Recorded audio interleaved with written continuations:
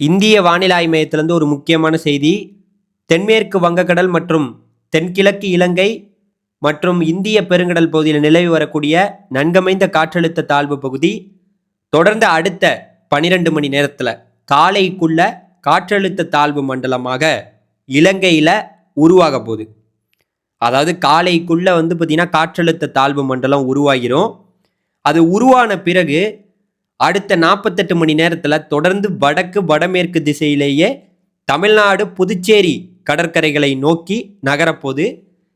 நம்மளுடைய ஒரு உன்னிப்பான கணிப்பு என்னன்னா, இது நம்மளுடைய டெல்டா மாவட்டம், டெல்டாவோட தெற்கு பகுதி, அதாவது நாகப்பட்டினம், திருவாரூர், அதுக்கப்புறம் தஞ்சாவூர், இதில் கரையை தொட்டு பிறகு மயிலாடுதுறை, அப்படியே கடலூர், அதுக்கப்புறம் புதுச்சேரி, அப்படியே சென்னை வரைக்கும் கரையிலேயே நம்மளுடைய டெல்டா மாவட்டம் அந்த நாகப்பட்டினம் திருவாரூரில் கரையில் ஏறக்கூடிய அந்த காற்றழுத்த தாழ்வு மண்டலம் படிப்படியாக தீவிரம் குறைஞ்சு அப்படியே நம்மளுடைய கடற்கரை ஓரத்திலேயே நாகப்பட்டினம், அதுக்கப்புறம் காரைக்கால், மயிலாடுதுறை, கடலூர், அப்படியே புதுச்சேரி, அப்படியே பார்த்திங்கன்னா சென்னை வரைக்கும் அப்படியே ஓரத்திலேயே வடக்கு நோக்கி போகுது.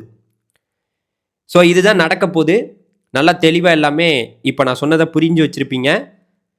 அதாவது காலைக்குள்ள காற்றழுத்த தாழ்வு மண்டலம் உருவாகிரும். அது படிப்படியாக அடுத்த 48 மணி நேரத்தில் காற்றழுத்த தாழ்வு மண்டலம் உருவான பிறகு நம்மளுடைய டெல்டா மாவட்டம் நாகப்பட்டினம், அதே போல் திருவாரூர், அதுக்கப்புறம் குறிப்பாக காரைக்காலை ஒட்டிய பகுதியில் கரையை ஏறப்போகுது.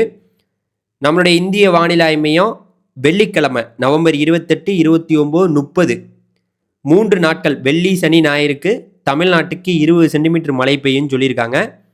அதனால் ரொம்ப ரொம்ப எச்சரிக்கையோடு இருங்க. டெல்டா மாவட்ட மக்களே தண்ணீரெல்லாம் வயல்கள்லேருந்து அப்புறப்படுத்துங்க. காலையிலையாவது போய் அப்புறப்படுத்திடுங்க.